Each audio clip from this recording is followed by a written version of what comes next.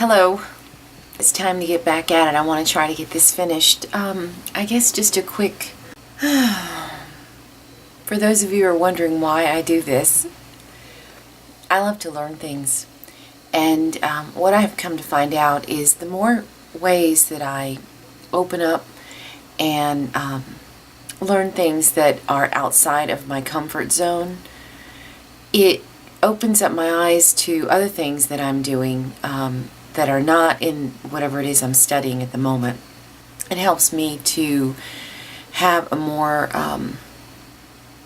just a deeper understanding about everything. So lately I've been learning about music. I was in chorus and drama all through school, but I never took the time to learn how to read music.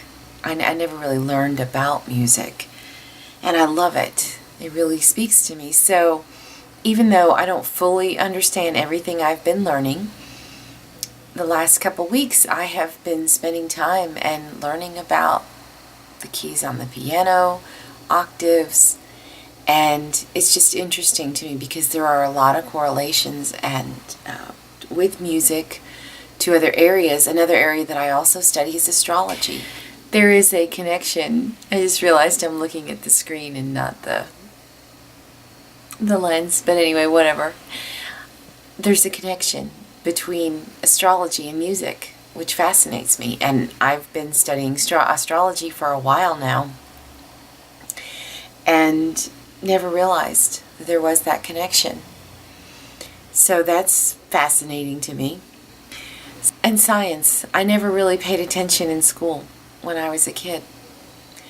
I barely, in fact, I don't think I failed, but I almost failed chemistry when I was in school and had a really hard time with math. So I don't know, it's kind of like lately I've been going back and opening up to the areas that I had completely shut off when I was a kid, because I do believe that those can be some of the areas that are really important to us. And so I've just been giving those a second look, even though I don't understand everything that I'm reading. I don't. But I'm open to it. And I see that there are connections. I mean, basically what this man is saying is that everything is connected. Everything. I've always felt that. Not always. For a long time I've felt that. And I've seen it. However, I haven't paid attention to the rhythm of how things are connected. And that's what I know. He keeps saying it over and over in different ways. And I know he's doing it so that we get it. You know, whichever way you can get in, you know, he's giving it to us. I think there's some interesting stuff here. I do believe, I've read about the Tesla coil, and I'm going to go back and look at that again, because I believe that he was using this concept of the two interweaving. I know that there were two coils that he used, and I wanna see how he did that. But that is also, and I don't know the name of it. I don't know the name of it. But that symbol that the doctors use, or you know, where it goes, it's a spiral up the column, and then the wings. I mean, that's this energy. That is this energy. And I think there's some deep knowledge here. And so yeah, it's outside of my comfort zone. But even when I read a fairy tale, a lot of people cannot handle the truth of what's really going on, or you know, it may not be popular. So when that is the case, they'll write it in a fairy tale. And so if you're wondering about the randomness that is my channel, it's because the truth comes in many forms, and that's what I'm interested in. And if I find it in a fairy tale, or I find it in a short story or I find it in a science book or a philosophy book. I'm looking all around, because the truth is not in just one place. And it's not necessarily in a religion. I read the Gospel of Thomas, and I need to go back because I would really love to read that for you guys. It's a short book, but all it is the words of Jesus. And what Walter Russell is saying is that Jesus was the only one who got this, who was completely immersed in the light, was the light, personified the light.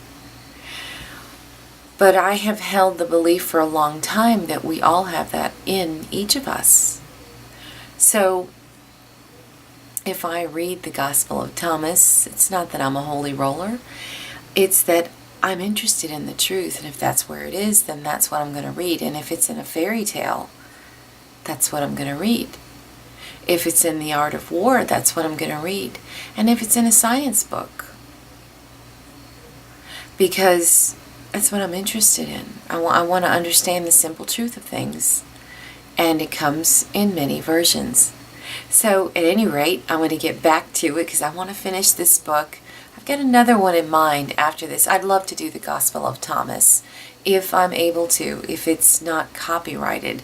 And there are some versions of it. So there may be a version or two translated that is not copyrighted, and I'm going to try to read that to you guys because, like I said, it's not a long book, and I think there's a lot of truth in it.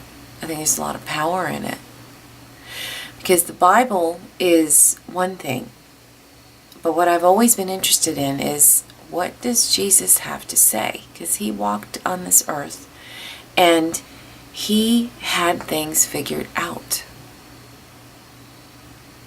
He was in direct contact with God. He understood it, and he was working it. He knew how to harness all of that energy. And so I think it's important to try to understand what he was saying. And I've read it a couple of times because I did record it. But I recorded a version that is copyrighted, so I can't use it. So I am going to look at that again.